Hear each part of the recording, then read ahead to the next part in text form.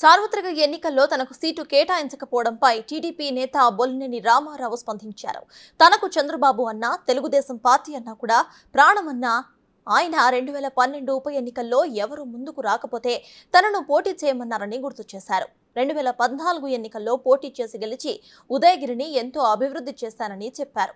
తాను ఎక్కడా తప్పు చేయలేదని, రాజకీయాల్లో ఏమీ సంపాదించలేదని రామారావు వెల్లడించారు.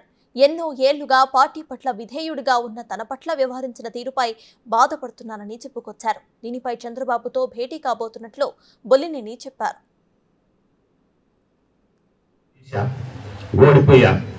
ఓడిపోయిన తర్వాత సొసైటీ ఎలక్షన్లు వచ్చినాయి. దానికి కూడా మా వాళ్ళందరినీ పిలిచి ఏం కావాలో చెప్పండి అని చెప్పేసి వాళ్ళందరికీ నేను వెనకాలండి ఖర్చు పెట్టుకున్నా. ఆ తర్వాత పంచాయతీ ఎలక్షన్లు, ఎంపీటీసీలు, జెడ్పీటీసీలు ఎలక్షన్ 2014 జనరల్ ఎలక్షన్. అక్కడి నుంచి ఏ రోజు నేను కాన్స్టిట్యూన్సీ వదిలిపోలా. కోట్లాది రూపాయలు ఖర్చు పెట్టుకున్నా. 14లో కూడా నేను టికెట్ అడగల, 19లో కూడా నేను టికెట్ అడగల. 19లో నేను వద్దని చెప్పా. నాకు వద్దు సార్, నేను నా ఇబ్బందుల్లో ఉన్నాను, నా కంపెనీ దెబ్బతింది, నేను పెట్టుకోవాలని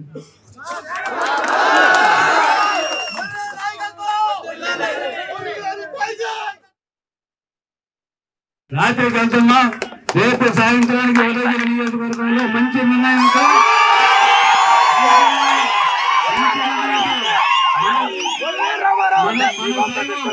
మన గౌరవ చంద్రబాబు నాయుడు బొలినేని రామారావు గారికి అన్యాయం చేయరు, న్యాయం చేస్తారు, న్యాయం చేస్తారని తెలియజేస్తూ రామారావు గారి తిరుమల తిరుపతి వెంకన్న ఆశీస్సులు మెండుగా ఉంటాయి.